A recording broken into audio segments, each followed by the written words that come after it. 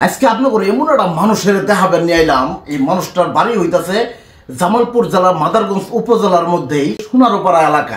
এই যে এখন বর্তমান আমার তো যে পিচ্ছিটা দেখতেছেন, এটা কোনো ছোট মানুষ না, তার বয়স হইতেছে 17 বছর।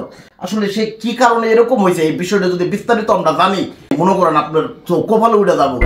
যে ভুলগুলো আমরা প্রতিনিয়ত মানুষ করি, আজকে এই ভিডিও তো না করে সবার শিক্ষা নেওয়া উচিত। যে ধারণা করা হয়েছে যে এই ভুলের কারণে এরকম হয়েছে, আশা করতেছি এরপরের থেকে আমরা কেউ এরকম ভুল করবো না। চলেন এখন আর বেশি পেছালাচাল না পাইলে আসল ঘটনা শুনে আই। চলেন, যে একটা সাপ মারার কারণে নাকি এরকম একটা অবস্থা হয়েছে, তো এইটা ঘটনা কিভাবে কি সেই বিষয়টা একটু আম করে জানাও। মানে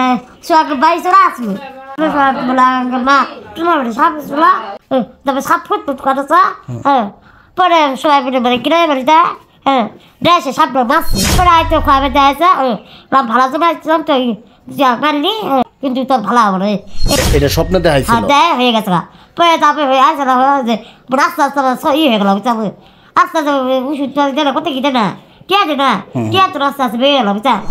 ছেলেটার কথা তো না, এটাই বুঝলাম যে পেটে থাকা অবস্থায় ওর মায়ের কুলের মধ্যে একটা সাপ আইছিল। সেই সাপ দিয়ে চিল্লাপাল্লার কারণে এলাকার মানুষজন সেই সাপটারে আবার মাইরেও ফেলাইছে। আর তারপরে তার মায়েরা স্বপ্নে দেখাইছে যে তুই আমার মায়েরা ভুল করলি, আমি তোর ভালোর জন্য আইছিলাম। তো আমার কথা হলো এই ঘটনাটা আধ্যাত্মিক হইলেও আমরা সচরাচর করলাম রাস্তার আশেপাশে অবু জীব জানোয়ার দেখলে দোষ না করলো এবে যায় যায় মারি। তা আশা করতেছি আজকের পর তো এই ভিডিও আপনারা যারা যারা দেখবেন এসব জীব জানোয়ারের আর কোনোদিন মারবেন না। শুধু তাই না, এই ভিডিও তো না আরো একটা জিনিস শিক্ষা নেওয়ার আছে। এর তো আরো কম প্রতিবন্ধী মানুষেরও দেখছি রাস্তাঘাট দিয়ে ভিক্ষা করে, তার বাপ মাও নিয়ে ভিক্ষা টিক্ষা করে। কিন্তু এই বাচ্চাটা এত প্রতিবন্ধী হওয়ার পরও তার বাপ মাও কোনোদিন কারো কাছে এরা টিয়ার জন্য হাতও পাতে নাই। তো এই কথা শোনার পরে আমি খুশি হয়ে এই বাচ্চাটারে কথা দিয়েছি যে এই ভিডিও তো না যে কয়টি আইব সব আহে আবার তোমার হাতও আমি দিয়ে যাব।